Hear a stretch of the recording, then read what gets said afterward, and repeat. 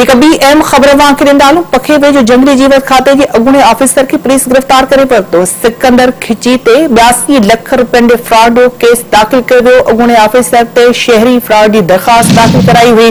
पखे वेझो जंगली जीवत खाते जे अॻूणे ऑफिसर खे पुलिस गिरफ़्तार करे वरितो आहे। सिकंदर खिची ते 82 लख रुपयनि जो फ्रॉड जो केस दाख़िल कयो वियो। अॻूणे ऑफिसर ते शहरी फ्रॉड जी दरख़्वास्त दाख़िल कराई हुई। वांके आगे ॾींदा पिया हलूं इन अहम ख़बर जे हवाले सां त पखे वेझो जंगली जीवत खाते जे अॻूणे ऑफिसर खे पुलिस गिरफ़्तार करे वरितो आहे। सिकंदर खिची ते 82 लख रुपयनि जे फ्रॉड जो केस दाख़िल कयो वियो। अॻूणे ऑफिसर ते शहरी फ्रॉड जी दरख़्वास्त दाख़िल कराई हुई।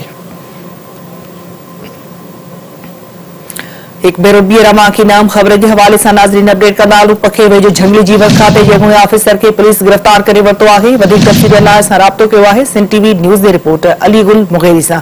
जी अलीगुल, कया तफ़सील ॾींदो इन ख़बर जा? जी लॻा तव्हांखे ॿुधाईंदो वञा त पखो पुलिस फ्रॉड जे केस में अॻूणो वाइल्ड लाइफ खाते जे ऑफिसर सिकंदर खिची खे गिरफ़्तार करे वरितो।